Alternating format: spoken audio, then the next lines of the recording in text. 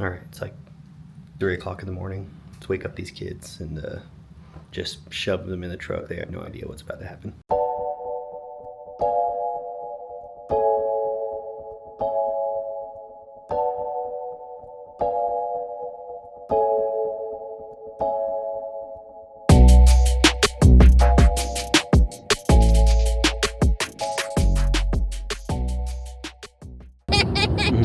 Which direction are we going? Oh no. Aries? Straight? No. Northeast, south, or west? Backwards. North. West. West? North. Yeah, north. It's north. The Well, what direction are we going? The north. Look at your map and figure out which direction. East. No. East. Aries. The north. What direction are we going? The north. Look at where the little arrow on your map is pointing. What direction is it facing? The north. What? This way. No, but not that. It tells you on the map what direction that is. East. We're going not south. going east. We're going south. We're not going south either. North. West. Okay, we're going west. Okay. Which way is west? Straight? It's west. I don't know how No, else we're to going tell you backward. that. Like on a map, West is on the left. west is on the left. We're going straight. I know, but on a map, if we would go on to the left, that's west. Okay, so if you look at the map and you keep going left, what's there? Poo. Start guessing. Poo. No, it just keeps going straight. Look at the map. I don't know what to do. I think we're going to wait.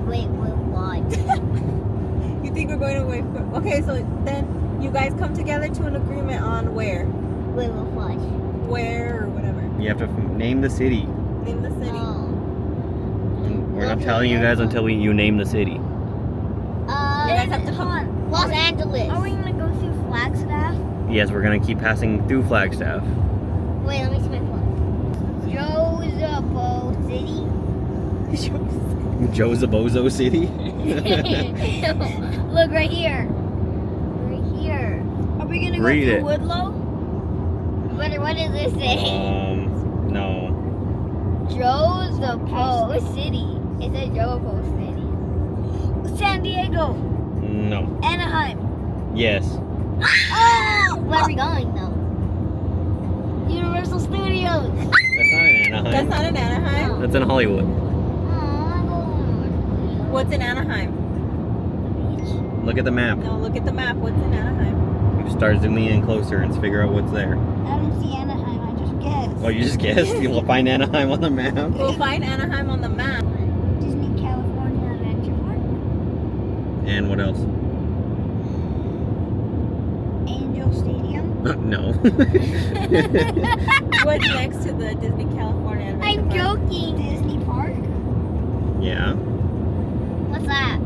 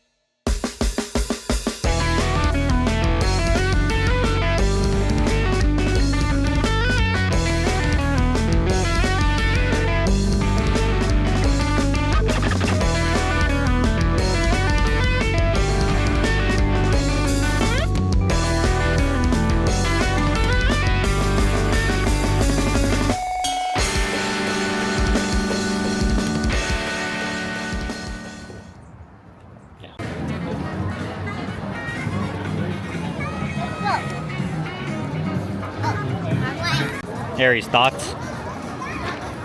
10 out of 10. Try again. On what? The Lego. The Lego store? Oh, the Lego store 1,000 out of 10. Ready, Dad? Look at me. Look at me.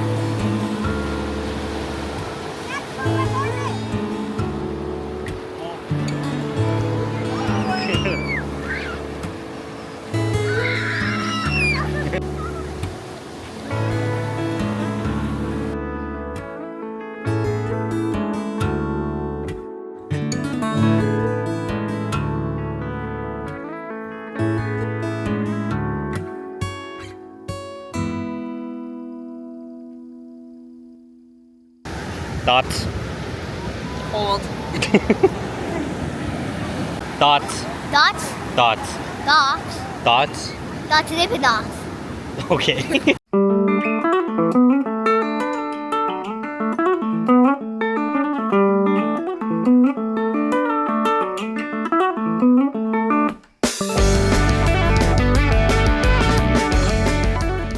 Alright, boys and girls, so I am here in lovely, gloomy Anaheim, California, here for a Disney trip with the family. But as usual, as a car guy, you know, you could never pass up a good deal. This deal, well, part of it's for me, part of it's not for me, but I'm actually on my way right now to go pick up a tow dolly to pick up the latest, I guess, project. Basically, we're in Southern California. I need to figure out a way to get this project back home to New Mexico. So the cheapest thing I found so far was a tow dolly.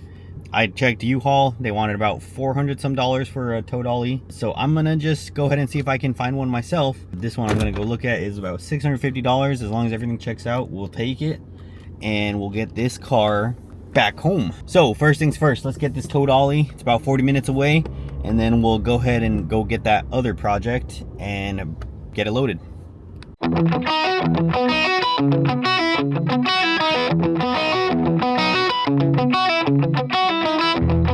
All right, boys and girls, we got the car dolly. Nice little deal for 650 bucks. Can't beat that. Like I said, U-Haul was gonna charge us about $450 for a dolly. We got one for $650 and now it's mine. So I could either keep it or sell it when I get back home. Really doesn't matter. Car dollies do not need to be registered, I don't think, at least not in California, and I don't think in New Mexico, so should be good to go here. As long as this thing makes it, you know, 900 miles back home, we will be okay. So I'm gonna get back to our hotel and then I will go get the car.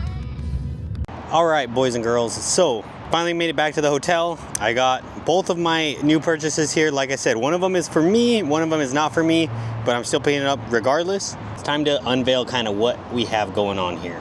All right, so here it is. This is a 1994, I think, Mazda Miata NA. I'm gonna give you guys a little walk around of it in just a second here, but like I said, this thing is actually not for me, it's for my little sister. So she's been wanting a Miata really badly for a while now, and you know, like the addict that we are, the car people, we're addicted to Facebook Marketplace. That's the first thing I always hop on whenever I go to a different place, and just happen to come across it. I got this thing for an absolute steal.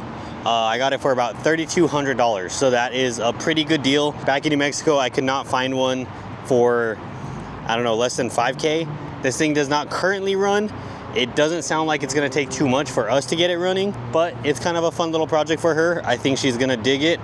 And for me, you know, I just like the adventure. So I'm gonna show you guys the Miata, but more importantly, let me show you guys this car hauler I got. So this car hauler here, I think this was actually the steal of the week here. This thing is not in terrible condition.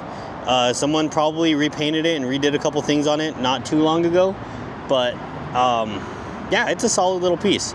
It's really nifty for what I'm using it for right now, and it's got some ramps that are actually kind of nice because they kind of just like sit in place here. There probably should be a nut here that holds them in, but you know, it's done its job so far. It would take a lot for those to come up, but altogether not bad. I think it actually has new tires on it, which is nice. You could see on one of these tires, you could actually see the sticker still. This tire, maybe not as new. See if I can find the year on these bad boys. I don't see the year, but relatively good tires. Everything checks out.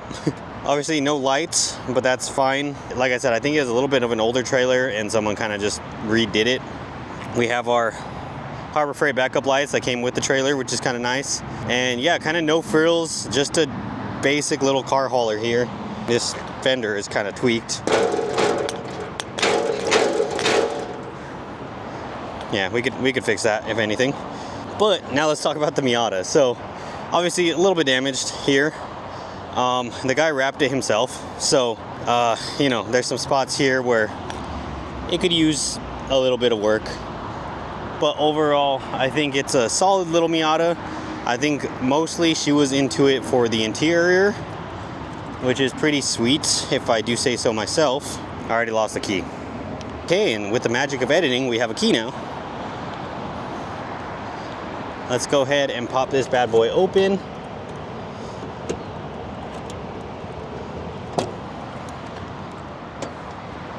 And here we go.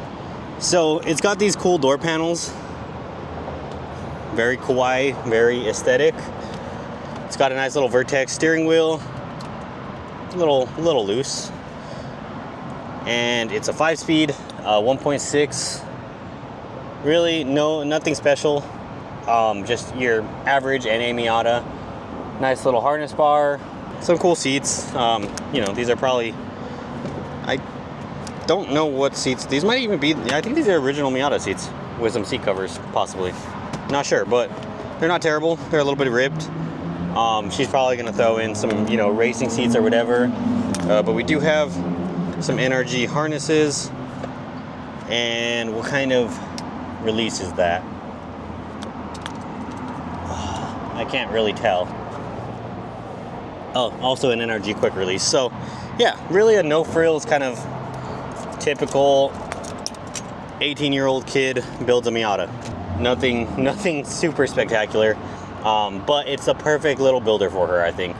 I think it's gonna be a nice little builder. Like I said, I don't think it's gonna take much to get this thing running. I'm actually going to probably pop my battery jumper on it and just try to crank it. The guy walked through a list of problems with it, but none of them really added up. Right now it's not cranking, but that could be due to a dead battery. It kind of just clicks.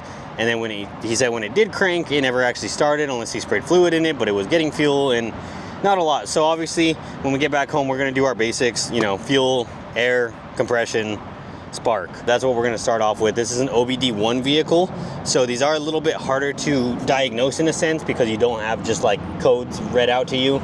You gotta use the old pins on the diagnostic board there, and that's probably what this paper clip is sitting in here for.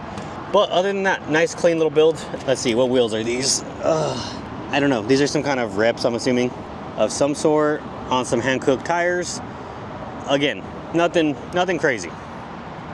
What I need to do though, while I'm here, and while it's still daylight outside, I'm losing daylight rapidly, but basically what I need to do is I need to take off this tailpipe. We have decent clearance for the trip back home, except for this tailpipe. So I think the exhaust will just unbolt, you know, around here-ish, and I could just throw the exhaust in the trunk if I have the tools for it. If I don't, well, we're probably just gonna have to leave it, and that thing's gonna scrape like crazy on the highway. It's already scraping on any little speed bump or dip. I'd not like to thrash it. I'd like to get it home all in one piece. I think that's the plan for right now. I'm gonna try to get that off. If we have time afterward, I will, you know, throw the jumper on it and see if we can get any cranks out of it or anything like that. The last thing I need to do, obviously, also is remove the drive shaft. I think the 5 speeds you need to remove the drive shaft on because they're not lubricated from the output shaft. The 6 speeds, I think you could leave them because it gets lubricated through both.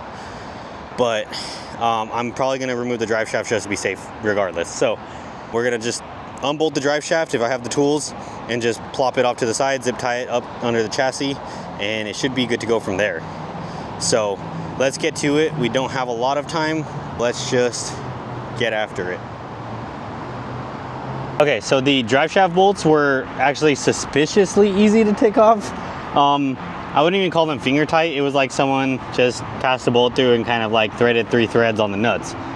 Great for me, not great if we would have been actually driving this thing. But so those are just little things that, you know, when you're doing stuff like this, you gotta just kind of keep an eye out for. You know, you never know what you're getting when you buy a used car. And that's a perfect example of that. I mean, God forbid this car actually did run. I mean, I guess the worst that could happen, drive shaft flies off. you lose control and die. But realistically more, that would have just been, you know, problematic.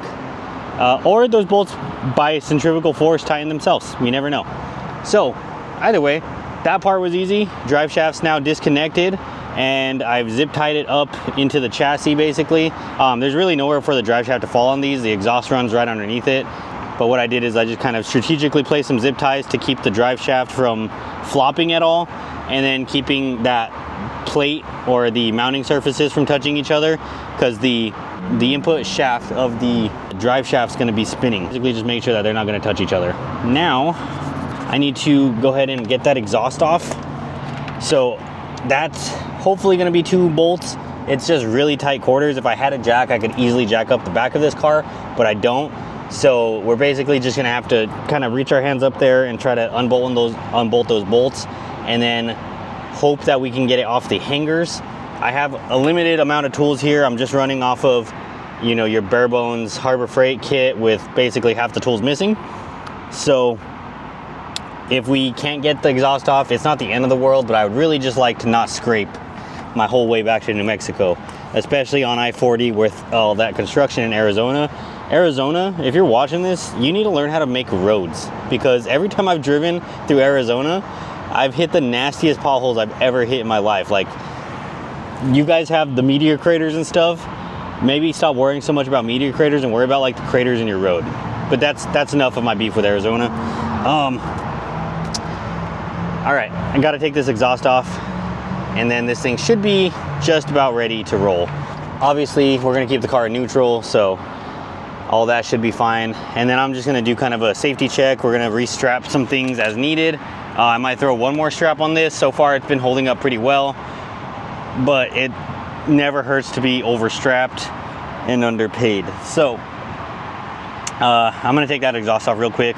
I'm in the middle of a parking lot, so it's just hard to put the camera places. So let me do that, and then I'll get back to you guys, and we'll kind of go over some safety checks. And then we hit the road tonight or tomorrow morning, basically, probably 4 o'clock in the morning. Get home around 3 or 4, hopefully. And then this weekend we should be able to get this thing fired up and test it out. Okay, so after a long battle and nothing but a crescent wrench, I was able to get this exhaust off. So we opened up a lot more clearance underneath the car. So hopefully nothing could scrape. I mean, if anything, the tailpipe could still scrape, but you know, if that scrapes, so well, big deal. That was the gist of what I needed to do to get this thing rolling for now. Remove the drive shaft, remove the exhaust, and that's pretty much good to go for me. I think I'm just gonna go one more strap. See, I have this one right here, nice and tight. I believe I'm just gonna go to that corner with another strap and do that one. So basically we have these wheel chocks, or whatever you want to call them, wheel bonnets, but they are not really how I want them to be. Those are kind of just there as a safety measure in a sense, because the wheels here are too small of diameter for those to actually work effectively. We have our come along just as a safety here on the tow hook, and then I think some just triangulation, one more through the wheels, back to there, back to there. We're going through the wheel and underneath the car this way. I'll go through the wheel and underneath the car that way. And I believe that should be good enough. We're gonna be stopping, you know, to get gas and stuff along the way, and we'll check the car every time basically. I think what I'm gonna do, I have my jump pack right here. It's probably almost dead, but I think what I wanna do is just hook the jump pack up to this battery here and just see what the car does. I don't think it's gonna do anything actually, but it'll be kind of cool to check out. California is a very loud place. Okay, ground, positive, put that on.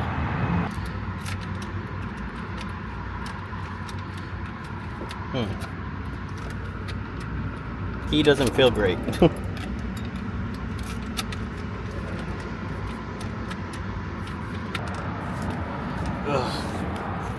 I probably need to move the wheel a little bit to get the key to turn. There we go. Alright, we get nothing, but you can tell the light's kind of dim a little bit, so basically have nothing.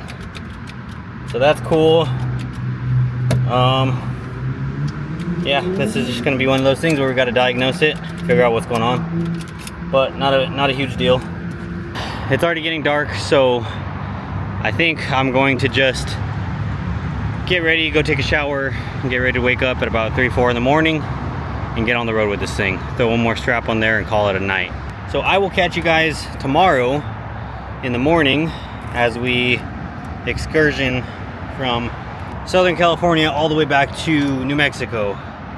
And then, you know, maybe get some rest, and then we'll start working on this thing as soon as I get back.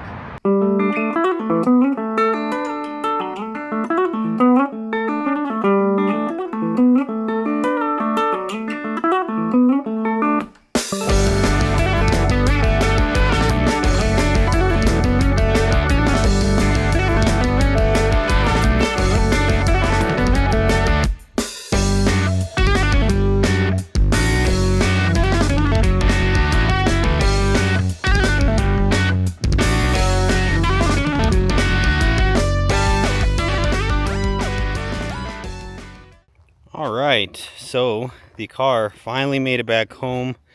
That was a very long journey. We started off at about 4:30 in the morning in California. Did not get back home till about 10:30 last night. A lot of it was due to the car and the trailer. I went through different iterations of strapping this car down basically.